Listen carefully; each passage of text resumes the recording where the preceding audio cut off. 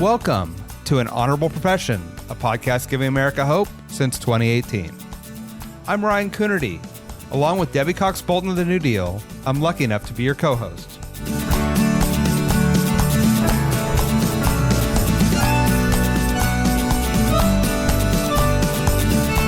An Honorable Profession is a New Deal Leaders podcast. The New Deal is an organization that supports the next generation of American leaders. From attorneys generals to state senators to mayors to school board members, these are the people that are pushing policies and politics that will respond to climate change, rebuild our economy, address racial injustice, and restore our democracy. These are incredibly talented people who have dedicated themselves to public service when their country and their communities needed it the most. Check out newdealleaders.org to see what I'm talking about. My guest today is Chris Lopez, Monterey County Supervisor and member of the powerful California Coastal Commission. Supervisor Lopez represents the Lettuce Curtain, a rural agricultural district in Central California where he grew up. He offers a really powerful and important perspective about the challenges facing his constituents, many of whom are working in the fields, and how those challenges are interconnected, from the impacts of tariffs and the changing economy, to fear around immigration and the high cost of living, particularly housing. We talk about the changing attitudes and progress being made in his area and across California to build more housing units, and his path into public service, which began growing up in an immigrant family who cared deeply about their community. I really loved this conversation. I hope you enjoy. Supervisor Chris Lopez, welcome to An Honorable Profession. Thank you for having me. I've been really looking forward to this conversation as a fellow Californian. Lots to talk about. I don't know how if this is a good thing to say or a bad thing to say, but I do spend a lot of time in your district, not enough in your district, but I live in Santa Barbara and my son goes to school in Santa Cruz. So I'm through your You're on district that stretch of 101 through it all the time. I know it well. Yes, exactly. And I love to stop off in King City and Gonzales and get a bite to eat. So I need to spend more time there, but I just I love that neck, your neck of the woods. For people who are not Californians like us, maybe I would love to hear just a little bit. People think Monterey County and probably think Monterey City. It's a very diverse county. So maybe you could just share a little bit about your county and your district in particular. Yeah, so happy to share. I often ask folks who's heard of the Monterey Bay Aquarium, who's heard of Pebble Beach, who's heard of Big Sur, and you get a lot of hands up in a room. And I like to say, I don't get to represent any of that. And folks typically laugh. My inland area of this county is the portion that I'm lucky enough to represent. We call it the lettuce curtain. Sometimes it can divide the coastal from the inland. And this inland side is really special too. We produce over 3 billion heads of lettuce a year in the Salinas Valley, and we feed the world. We're the salad bowl of the world in a very special and unique way. We have microclimates up and down this valley that allow us to grow a lot of rare vegetables and crops and specialty crops. So we do everything from kiwis to strawberries to avocados, obviously the lettuce, the broccoli, some of the more boring stuff folks might think of. But this community is very rural. My district's twice the size of the state of Rhode Island physically, and it's a community made up of primarily Latinos and immigrants from all over the world who come here to work hard, hoping to build a ladder out of poverty and to build a better future for their kids. And so representing this part of Monterey County through the unique lens I've had growing up here is something I'm really proud of. Yeah, so it's such a beautiful part of the state and so important, as you say, not just to California's food economy, but the countries and the world's. There's a lot to unpack there. Tell me a little bit about what you're hearing right now from your constituents, because I'm thinking I've got tariffs on the mind. We just had the Supreme Court case today, but also the immigration with the large Latino population, and of course affordability issues. So take it wherever you want to go. But what are you hearing from your constituents that's top of mind for them? All of those are top of mind. We're going through a bit of a tough period in agriculture here in the Salinas Valley. Wine is not something that millennials are really leaning into like prior generations. And for that reason, a big base crop for us, which is wine grapes, is kind of suffering. And as it starts to come out, we ask what goes in. What is that next product? But with the tariffs that we're talking about happening, pulling in, pulling out, were they legal, were they not? And I know the Supreme Court came forward removing most of those this morning, but in that conversation, a lot of our product doesn't stay in the States. It goes to Japan, it goes to Canada, it goes to Mexico, to our key trading partners. And so my residents, my businesses are concerned about where that product can and can't go at this time and how that shifts what you put in the ground. And when you shift what you put in the ground, you shift what kind of work is available to a workforce that is really dependent on seasonal, 9 months out of the year work in this valley. And so those pieces lead to the affordability question being called back to the mat. And that question of, can you afford to live in this beautiful space and place and make a living at a time when work is harder to come by? And so all those challenges weave into this really difficult challenge that we were trying to break through and really determine a path forward for this very special place. Because at the end of the day, we say this is the Garden of Eden in its own way, and it will always produce food. We just want to make sure there's markets to be able to deliver that to. And really everything from the spinach to the Brussels sprouts, folks love it.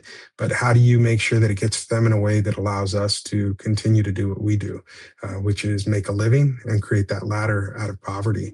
The immigration question is a big part of that as well. We're seeing a large influx of H-2A workers coming into this particular region. Part of that, you have to provide housing for those folks.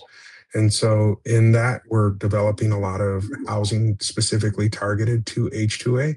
And by when I say we in that context, it's not the government. These are private businesses in the Salinas Valley building very large apartment complexes to make sure that folks have a place to sleep and have a place to really have a quality of life while they're here working. And in that, it leads to a change in the demographics. And so we're seeing a reduction in young people in our schools. And when you get paid by how many seats are filled, then we start to see a reduction in the ability to keep teachers in this valley or even keep a school open. I'm facing that in a couple small rural communities.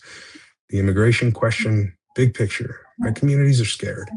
A lot of folks that are here are not here with documents. They're here because the economics of our region called to them and said, we will provide a job for you. If you can get here, we will put you to work and give you an opportunity. Yet the current rhetoric out of DC and with this administration has made it really hard for folks to be willing to come out and be part of our community in the same way they were before. And what I mean by that is participating.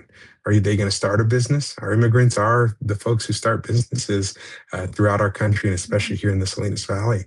And I think we're watching them save more than they traditionally have.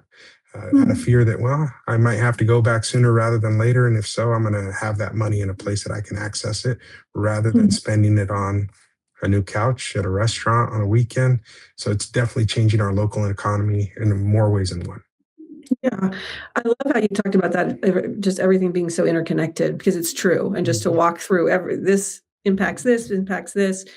As a supervisor, and I want to come back to housing and the Coastal Commission, which is a whole different conversation, which is fascinating. Sure. I want to talk about that. But as a supervisor, and are you still chair of the board right now?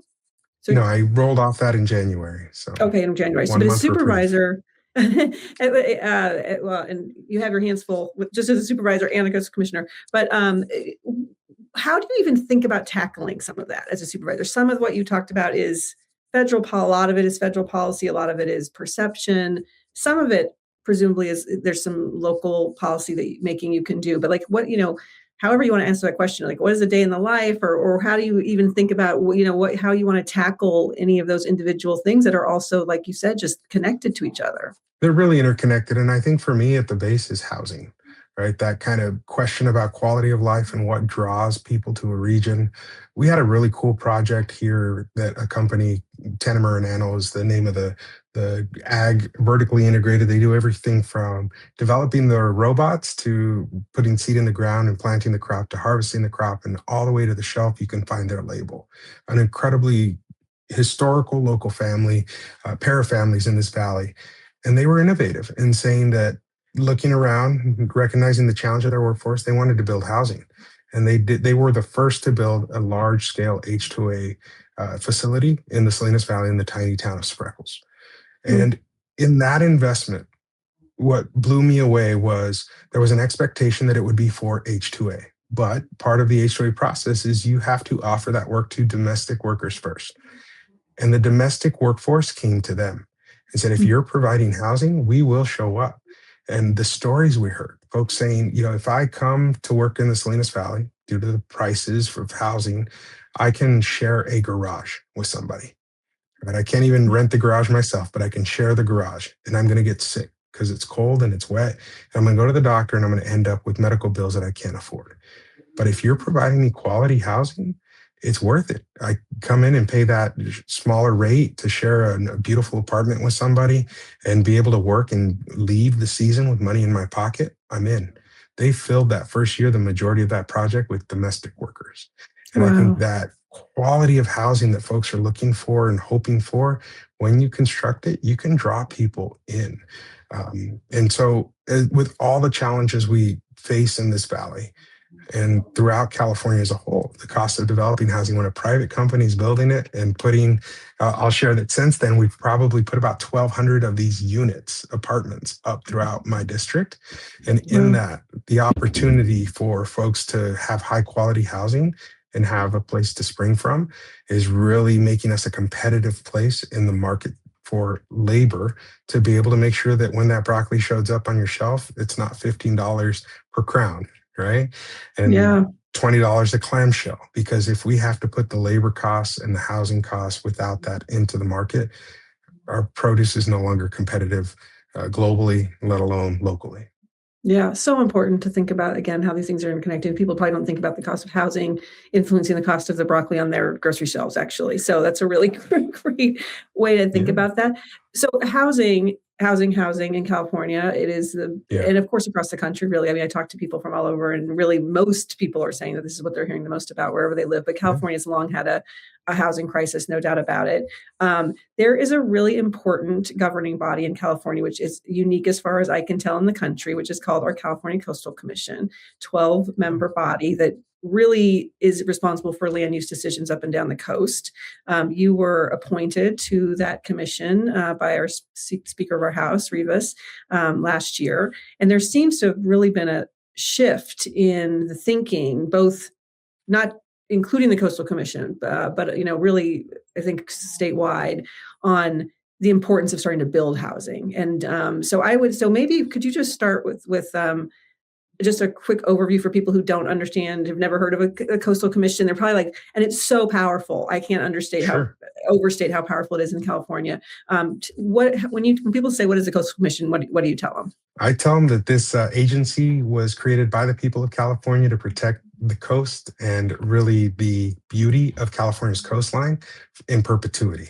And so this will be the 50th anniversary of the Coastal Commission this very year. And the 12 members you talked about come from all over the state. And we bring our perspectives together to, yes, protect the natural resource, but also to guarantee access to the coast for all Californians. And that work is not easy. You can imagine, with such a large state, such a long coast, and so many varied uses for it, whether it's commercial, residential, recreational, there's a lot of competition within that space. So this body really has to step back and use science as a basis for making key decisions to protect this coast for future generations. We know that I had a local congressman who's now retired, who used to say, look, you farm the valley and the coast and we farm the views. We do everything we can to preserve and protect it by curating it and making sure that we're investing in it as well. And keeping that alive and making sure that nobody feels excluded is, in my opinion, a key part of the Coastal Act. It's the commission itself has received a rough reputation over the years as being a nobody, a body where things go to die.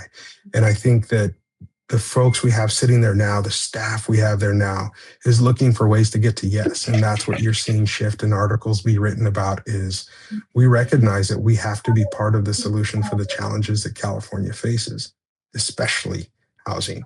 And if we talk about interconnectedness, greenhouse gas emissions. A lot of the workforce right now for coastal Monterey County comes from my district. They commute over the hill through that lettuce curtain we talked about. And I want to see them be able to, this workforce, wake up, take their kids to school, and head off to work. Right now, what I hear is, I have to leave so early, I don't get to see my kids wake up. And then I'm home after they go to sleep. And maybe on the weekend, I get a day or two with them.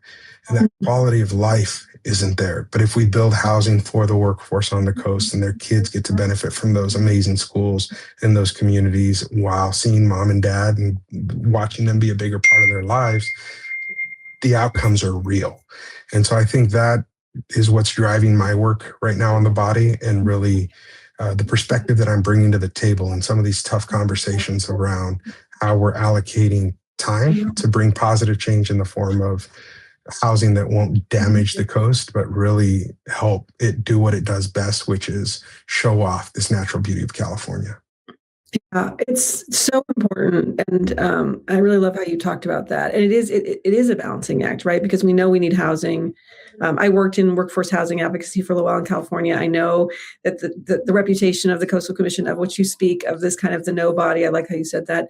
But it seems like that the commission is doing some things recently in recent months that are really going to be impactful. Like, for example, allowing ADUs, accessory dwelling units, in places, including your county, lengthening the amount of time that developers have to build. Maybe talk about some of those Sure. things that you've voted on, and both why they're important for building more housing, but also maybe with that lens of that balance that you were talking about, because it's not just about filling the coast with more housing, because obviously that's where you started this. The goal you said was to protect the coastline, the beauty, all of those things. But we also know that we've got to address housing. So talk about some of the things you're doing in that balance. Yeah, happy to. I think the critical one you talked about there in my mind is really the financing question for, I think about nonprofit housing developers and how long it takes them to put together their financial braid, right? They're going to take a tax credit, they're going to take a grant, they're going to take a county housing trust fund infusion, and putting all those pieces together to pull a unit off. In trying to construct that, it's not something that comes together in 12 months to 24 months. And most permits expire rather quickly along the coast. And so what we did was we extended the timeline for which those developers can take if they are doing low income housing as part of their project to put together their financial braid. And in that, we're giving an opportunity for more of these projects to come to fruition. And for me, it seems like a no-brainer, right? Like, this is what we do in terms of trying to attract good partners, because at the end of the day, we're still going to judge the project on its merits. We're going to look at it and its impact to the natural resource, to the coast, to the views, and to the community's integrity in which it's going to be embedded.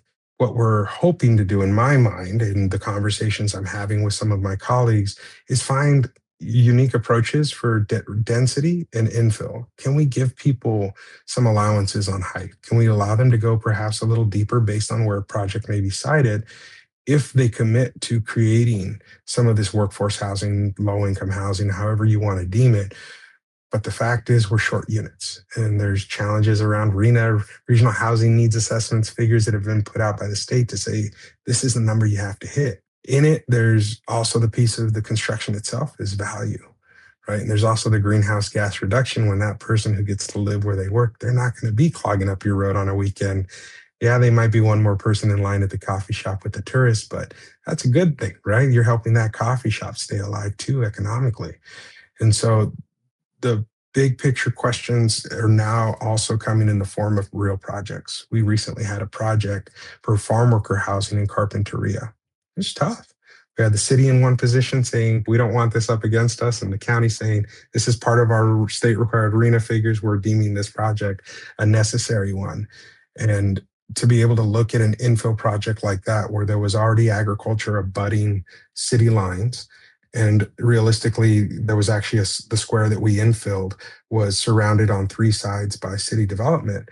And the pressures that we're well aware of around the use of pesticides and chemicals near communities is a challenge as well. So I saw a way to avert the ongoing conflict by allowing those farm workers who are tending to those fields to live near work and infill a parcel and create farm worker housing, but also market rate housing, accomplishing RHNA figures. And when you see alignment to be able to check a bunch of boxes and folks being able to accomplish things together, because right next door, about a block down, was a school as well. So now those kids are walking to school rather than looking for a bus. That's the kind of stuff that I'm proud to support when it comes forward. And so I think there are projects like that that we're able to reach down, pull up, and highlight that in the end move the needle for California, for communities, and for people who deserve that leg up. Oh, that's so great. That's right near that project you're talking about. And I know our county's doing. Laura Capps is a friend and a New Deal leader as well. Our supervisor, my supervisor, Yeah. and she's doing some amazing things on identifying public land that she heard from another New Deal leader in Virginia, and is doing that here in our county. I'm so proud of her. It feels like there's kind of a sea change in the, not just at the policymaking level we're talking about here, but also kind of in the zeitgeist in California of like the, just the popular opinion that there really is a crisis and that building has to be part of it. Do you see that at the Coastal Commission in terms of like the letters you get and the people who show up at hearings? Are you feeling a shift there too? I'll say not so much from the folks I'm hearing from at hearings, but I'd say definitely Fair in enough. the conversation that I have in community. I always try to remind myself that there's what happens at the commission meetings, which are typically 3 days long, and there's a public comment period, which on average I would say runs 2 hours per day. And the folks who have the time to sit and wait and comment for 2 hours aren't always the folks that we need to be looking out for. They're the ones who can't afford to take that day off and take the time away from work or their families to show up and comment. And so I think where I'm hearing from it more is on the streets. I'm hearing from it from folks in the grocery stores. I've intentionally been on a bit of a listening tour throughout the Central Coast and beyond. In my time as a coastal commissioner in communities like Pacifica and Half Moon Bay to Big Sur, and asking folks intentionally in evening hours, what are you hearing? What are you feeling? And telling them the stories about my communities and the challenges I see, and realizing there's a lot more alignment than traditionally folks have maybe thought existed. And in that, I try to bring that perspective to the table. The communities as a whole throughout California, I think, realize that there's no policy that's going to come in immediately and fix the housing issue. We really have a lack of, and with that lack of, it doesn't matter what kind of rent cap you put in place or what sort of policy around evictions you put in place. We're all competing for space that right now is out of reach because of the fact that it doesn't exist. And our kids are still graduating from high school, heading off to college. And a lot of those colleges are in coastal zone, right? They're places like Santa Barbara and San Diego and CSUMB. And I hear often from those students, and I've joined a few of those pages where I see them commenting, I can't get an apartment, right? And I can't get an apartment for less than $2,000 shared. And so folks start saying, okay, well, if we all pull together, we have $7,600. Is that enough, right, to rent a house?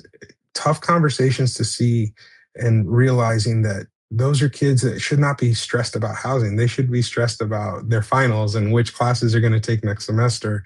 And so the rounded conversation that I'm seeing develop throughout California is definitely one in support of more housing. We still face the NIMBY issue where folks say, yeah, we need housing, but not here. And I think the reality is we need it everywhere, and everyone has to pull in their own way to develop what fits their community best.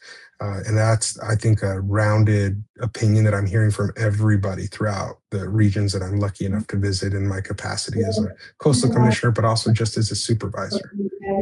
Yeah.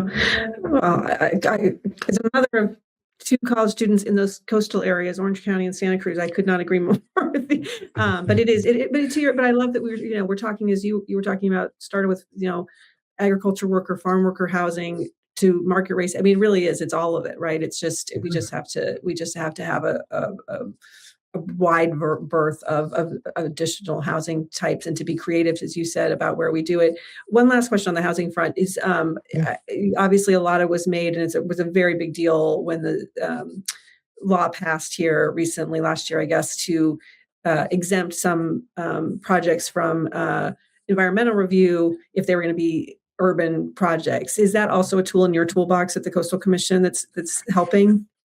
It's not something that I've seen yet be part of a project, but inevitably it will be. Our jurisdiction as a coastal commission is slightly different, right? It's not really CEQA based. It's more coastal resource based. And so I don't know that we've seen that have an impact on a large project yet, but inevitably I'm sure it will.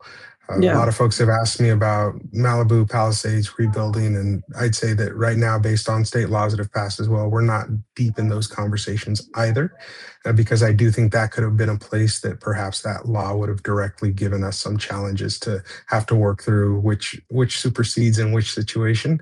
But Yeah. based on those moves made by the legislature and the governor at this point, it's not something that's sitting forefront for us based on those decisions. Interesting. I'm glad you brought up the Palisades in Malibu. So I will put a pin in that one to come back to you when you get All further right. down the road. It's going to be a very interesting question on what to Yeah. do with that. Just beautiful historic swath of land that was just wiped out, and people, I think, from all over the country are familiar with those pictures. So I Yeah. would very much love to find out how you're thinking about that down the road. But let me change gears and find out about you and how you got into this work. And did you think you would be a supervisor, coastal commissioner from the time you were a kid, or is this a surprising career path for you? It's a surprising career path for me. I grew up here in a really small town. King City is an agricultural community at the southern end of Monterey County. And my parents are incredible people. I won that lottery in life.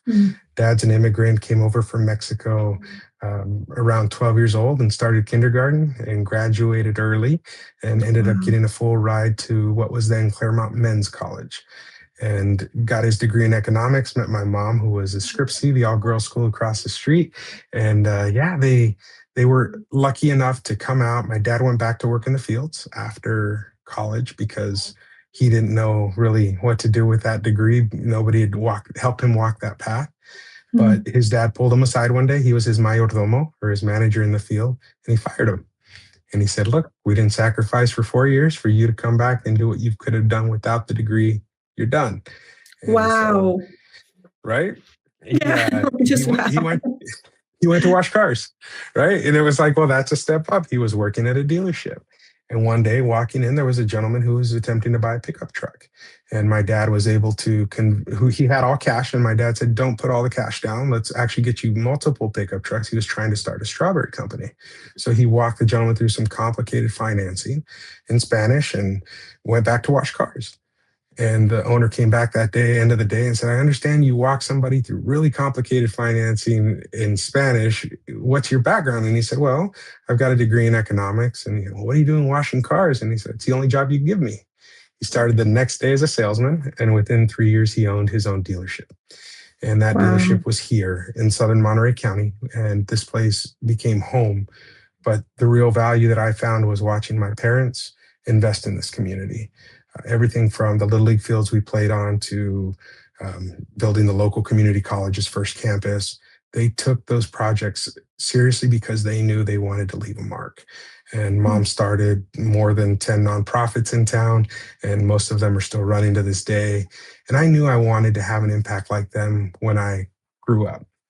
And I went off to college. Had an amazing opportunity to work in Hong Kong for the Pacific Basin Economic Council, in Mexico for a brief time for the governor of the state of Guanajuato through internships. And I graduated in 2008, which we all know was an amazing economy to graduate into, right? Yeah. So I did. I did what my dad did. Yeah. I went back to work for him, right? And thought, all right, this is me helping the family during a tough time. The dealership wasn't doing well. And my dad pulled me aside and he fired me. And he said, "We didn't sacrifice for 4 years for you to travel the world and have these amazing experiences and get a great education to come back and do what you could have done without it." And he gave me an extra opportunity his dad didn't give him. He said, "For 3 months, I will pay for your housing, your car, but I want you to do something that you think you want to do in the long run. Go do it for free." And I reached out to my county supervisor, who I admire greatly, and asked him for a job. And he said, "I can't, we just laid a bunch of people off. I'm sorry." And I said, "Well, deal of a lifetime. I'll work for free." And he said, "You can start tomorrow." And I did. Brought in coffee first morning and never left. I joined as an intern. Within 3 months, he had found pay for me and created a position. And within 2 years, I was his chief of staff. And about 8 years later, he called me one day and said, "I think you're ready. If you're willing to run, I will step aside." He said, "I'm not necessarily ready to retire, but I see that you're ready and I will get out of the way." And he gave me that honor. And I ran for office and was able to pull it off. And so an unconventional path that put me here, but one that has really given me a unique perspective, I think, on the communities I serve and what their needs are. So yeah, that's my unconventional path. I love that story. I love the synergies of the the firings, and and the work ethic that we're talking about here, and the faith and the belief and the sense of agency, and so much more. And I also love that, not about this, the generational change that your boss showed, that kind of foresight. I feel like that's a national conversation we're having right now about when's the next time to let the next generation of leadership step in, and to have that foresight for him is pretty remarkable. Do you stay in touch with him? Is he still an advisor? We text every day. Absolutely. I've been in this seat 7 years, and I can tell you that there's never been more than a week that goes by that we don't touch base. He teaches at the Panetta Institute in Monterey. As a kind of a part-time gig, and I go out every semester and talk to his class, and we get to have fun banter in front of them, but he's absolutely still a mentor. I love that. And what it feels like to me that is so important is that really what we're talking about is public service, right? And so he went and found something else he can do in that public service. And you talked about the public service that your mom and dad were rooted in your town, and in that building of your community. And that's what elected officials is supposed to be about, right? It's not necessarily a job for life. It's, are you serving as public service, right? Yeah. And so that's a great example that he set. I have to ask before I let you go, I read something that I absolutely loved about how you met your wife in college. So you mentioned Claremont, where you went, I believe, right? And you were a baseball player, I think. And then, but you started a club where you met your wife. So tell us about that, because I thought that was so cool. Yeah, so my brother and I love music. We were, raised playing in the school band and fell in love with jazz. But when we went off to college, we really loved mariachi music and started maybe around a bottle of tequila or two, on weekends playing with friends. And we thought we should make this official. So we started the campus's first official mariachi club. And the first violin that walked through the door happened to be on the shoulder of my wife, the woman who would become my wife. We fell in love in the mariachi, and we dream of the day when our kids will pick up our instruments and keep playing. But I literally could not have asked for a better partner in this world. She's an incredible woman, and the fact that she played long after I quit, she kept playing even after we graduated, and that music is just something that ties us together. And this weekend, in fact, we went down to Mexico for our first vacation in 6 years, just she and I. And we sat in the plaza and we drank a little tequila and we listened to the mariachi for a few hours, and it was definitely like a call home. Oh my God. Is she still playing, or is not? Is she playing? She's not still? playing anymore. Okay. No, not since we had the kids. So we've got a 6-year-old and a 3-year-old. And that makes it a little tougher to get out on weekends and play. But Absolutely. Well, I really love that story. And I'm sure you know this, but I Googled before we got on to see if the club is still existing, and it does. So that's good. You have a legacy. Yep. We do.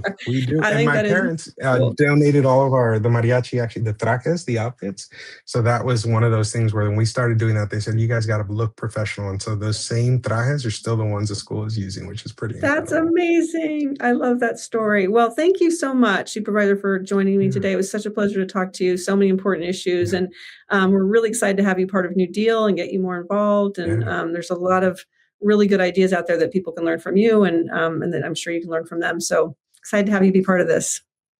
Thank you, Debbie, for including me. I really look forward to the opportunity, and today was special. I want to thank you for the time. Of course. Thank you. An Honorable Profession is a NewDEAL Leaders podcast. Thanks to the team at NewDEAL for producing this episode. We encourage you to bring honor to public service, and because we keep things honorable, no tax dollars are used in the making of this podcast.